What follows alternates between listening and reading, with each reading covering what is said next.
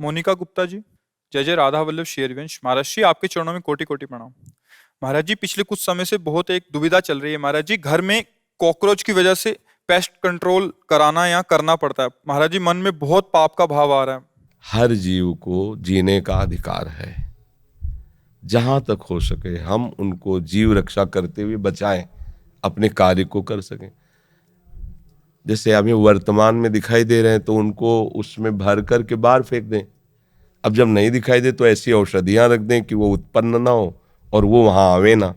अब हमें दिखाई दे रहे हैं टहलते हुए, उनके ऊपर ऐसे केमिकल डालें जिससे वो मर जाए, तो पाप तो होगा, ये भोगना पड़ेगा।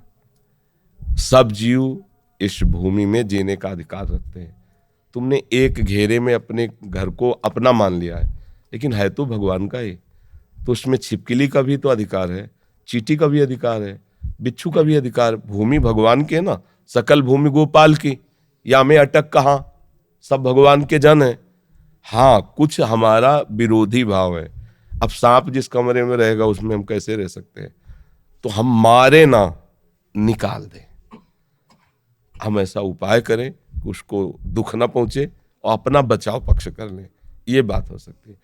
जैसे पोछा लगा रहे हैं, बहुत सी चींटियां हैं, अब आप ध्यान नहीं दे रहे, रगड़ रहे हैं, पाप बन रहा है। पहले फूल झाड़ू लीजिए, ऊपर से इसे मार दीजिए। पोछा लगाइए, अगर फिर दिखाई फिर फूल झाड़ू से कर दीजिए। हमारा उद्देश्य ना मारना है। अब अचानक कोई आ जाता है तो भगवान जाने। अब हमें दिखाई दे रहा है कोई भी जीव, कोई भी नाम रूप जीव का हो, सब में बराबर अंश है। जितना एक हाथी में उतने एक चींटी में, जितना एक महात्मा में उतने कॉकरोच में। वो पावर सब में विराजमान है। कोई ऐसी जगह नहीं जहां वो ना हो। हाँ, ये जरूर है कि अनजाने में जो पाप होते हैं वो भगवान क्षमा कर देते हैं। अब चींटियां हैं, उसके ऊपर आप केमिकल डाल दो, अब आपको दंड भोगना। इसमें भी देखना है, बचाव पक्ष अपना रखना है, लेकिन उसको नष्ट नहीं करना है। किसका प्रश्न था? हाँ, ये आपको देखना है। बहुत सी ऐसी, अब जैसे घर गृहस्थी में ये सब, हमने किसी एक परिवार को देखा, जा रहे थे कि घर की सब छिपकली निकालकर रोड में ईंटों से कुचला था। दुर्गति होगी, कोई संशय नहीं। आपको ऐसा लगता है, हम कहते ठीक है, हमारा उनका विरोधी भाव है।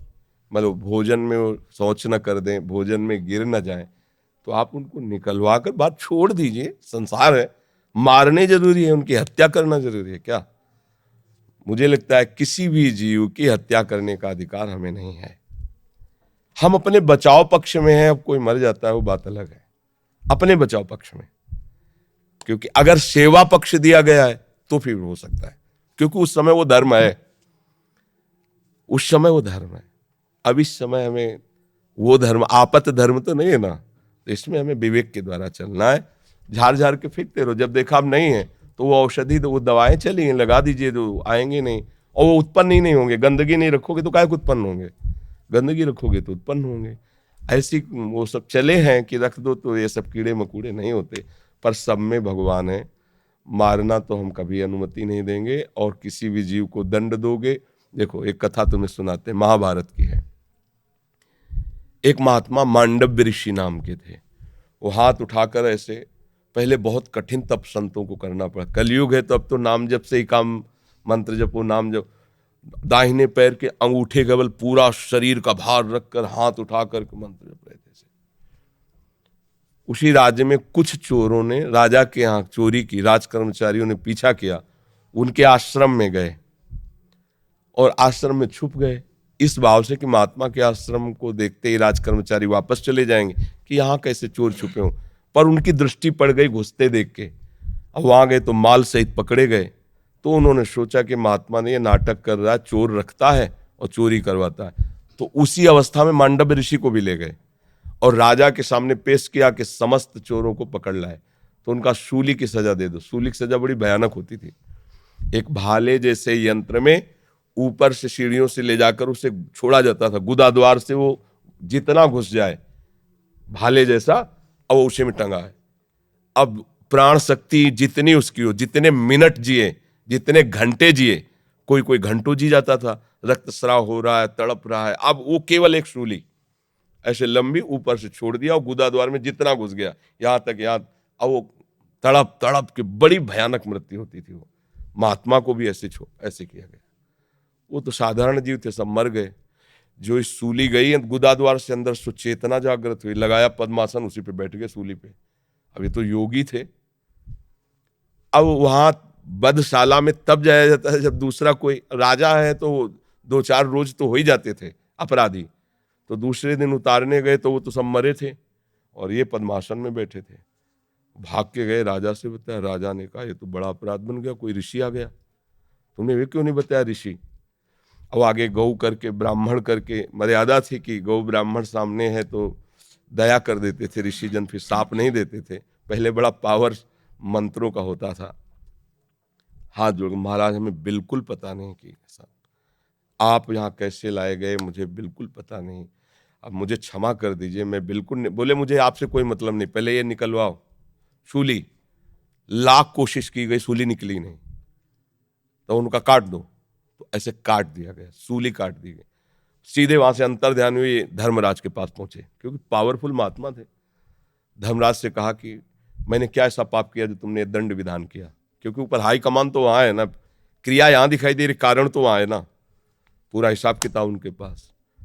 तो बड़े गुस्सा में थे। तो उनका गुस्सा मत होइए महाराज, आप देख लीजिए। जैसे अपने है ना कि रिवर्स करके फिर वही सीन चला के दिखा दी टीवी में, तो वहां उन्होंने सीन दिखाई।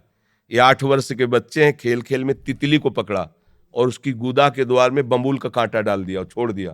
तड़प तड़प के वो तितली, काफी समय में बम्बूल का कांटा बड़ा होता है, तो जानते उसका परिणाम क्या आया। सूली उनके गुदा में डाली गई, महात्मा होने पर भी। अच्छा, गुदा से कांटा निकाला नहीं तो सूली निकली नहीं। यह केवल मुंह जबानी कथा नहीं, महाभारत में भगवान व्यास देव जी ने इसको लिखा है। तो उनका नाम हुआ अणिमांडव्य। तब उन्होंने कहा कि हम नया नियम बनाते हैं, 14 वर्ष तक के बालक के पहले के अपराध जो हैं वो नहीं माने जाएंगे, वो मैं क्षमा करने का विधान बनाता हूं। और तुम मुझे बालक को इतना बड़ा दंड दिया उस खिलवाड़ का, इसलिए तुम मृत्यु लोक में जाओ, 100 वर्ष के लिए मैं तुम्हें शाप देता हूं। तो वही विदुर जी के रूप में आए, साक्षात धर्मराज। अंश से युधिष्ठिर हैं, लेकिन साक्षात धर्मराज विदुर जी के रूप में आए। अणिमांडव्य ऋषि के आज भी वसूली वैसी है। अब आप सोचो, एक महात्मा इतना बड़ा पावरफुल, जो न्यायाधीश को भी मृत्यु लोक में भेज दिया दंड देके, उसकी सूली नहीं निकली। तो आप काकरोच को या किसी जीव को, मुझे लगता है कि हिसाब है, तो बचो, ऐसे कर्म मत करो जिससे पाप हो।